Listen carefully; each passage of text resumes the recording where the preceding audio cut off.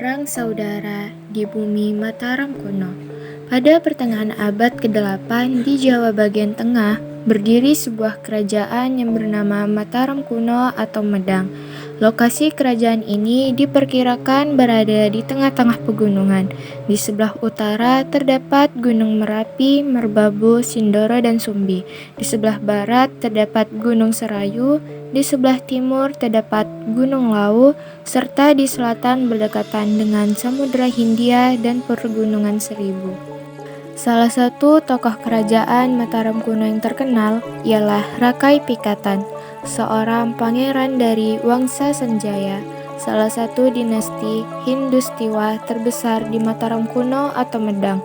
Rakai Pikatan adalah seorang pangeran yang berambisi untuk membangkitkan dinasti Sanjaya serta menyatukannya dengan dinasti Sailendra, dinasti Buddha terbesar penguasa kerajaan Medang yang pada saat itu dipimpin oleh Raja Samaratungga pada tahun 792 sampai dengan 883 Masehi. Menjelang turun tahta, Samaratungga mengeluarkan sesuatu keputusan politik penting yang membuat ambisi rakyat Pikatan dapat berjalan mulus. Aku putuskan bahwa yang akan menjadi penerusku, pewarisku, tahtaku di kerajaan Medang adalah anak pertamaku dari permaisuri Pramodawardhani. Keputusan sang raja ini menuai penolakan dari anak lelakinya, Balaputradewa, putra Samaratungga dari Dewi Tara, cucu dari Darmasetu Raja Sriwijaya. Ampun Ayahanda, Ananda kira ada yang salah dengan keputusan Ayahanda. Di kerajaan manapun yang berhak menjadi pewaris tahta adalah anak laki-laki, bukan seorang perempuan, meskipun ia adalah anak pertama raja.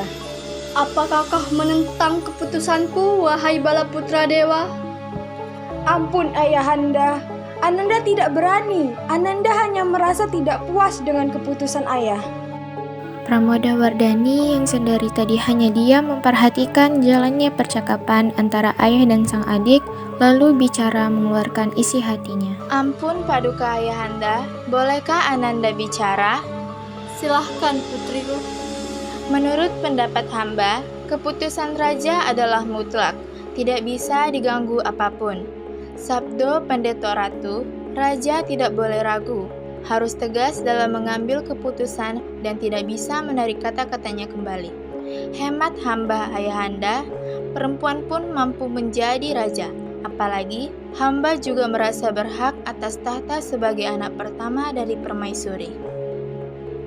Kau dengar itu Balaputradewa? Aku tidak bisa menjilat ludahku sendiri. Perkataan Putri Pramodawardhani menimbulkan rasa tidak senang, dan bibit kebencian muncul di hati Balaputradewa. Ia menatap wajah sang putri dengan kesal namun tidak bisa berbuat apa-apa. Akan kurebut tahtamu suatu hari nanti, Pramodawardhani. Berita pengangkatan sang putri mahkota tersebar di segala penjuru kerajaan Medang dan sampai ke telinga Rakai Pikatan. Ini adalah peluang untukku. Dengan menikahi Putri Pramodawardhani, dinastiku akan bangkit kembali dan mendapatkan kedudukan yang seimbang dengan dinasti Sailendra. Pada tahun 832 Masehi, Rakai Pikatan berhasil menikahi sang putri mahkota. Beberapa tahun kemudian, setelah pernikahan Putri Pramodawardhani dan Rakai Pikatan, Raja Samaratungga meninggal dunia. Kematian sang raja menimbulkan masalah serius karena sang putra Balaputradewa menuntut haknya atas tahta kerajaan Medang dan menantang perang kepada Pramodawardhani. Rakai Pikatan dan sang istri memutuskan merespon tantangan tersebut. Menjelang pertempuran, Balaputradewa membuat benteng pertahanan di perbukitan sebelah selatan Prambanan yang dikenal sebagai Candi Boko. Serang! Serang! Dalam perang saudara ini, Pramodawardhani yang dibantu suaminya Rakai Pikatan akhirnya mampu mengalahkan desak Balaputradewa sehingga ia langsung lari ke Sumatera. Yang di kemudian hari Balaputradewa menjadi raja di Kedatuan Sriwijaya, mewarisi kerajaan dari kakeknya Darmasetu. Kerajaan Medang yang dipimpin Pramodawardhani dan Rakai Pikatan di berbeda agama berdampak positif terhadap toleransi beragama antara pemeluk Buddha dan Hindu di Jawa kala itu. Agama Buddha masih dominan daripada Hindu pada dekade awal abad ke-7. Salah satu buktinya adalah Candi Borobudur, candi besar yang dibangun pada era Samaratungga.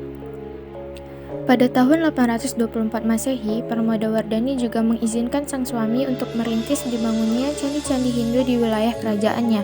Sebaliknya, Rakai Pikatan pun turut membantu berdirinya candi-candi umat Buddha yang termasuk di wilayah perlawasan dekat Prambanan. Candi-candi ini didirikan secara gotong royong oleh para penganut agama Hindu dan Buddha.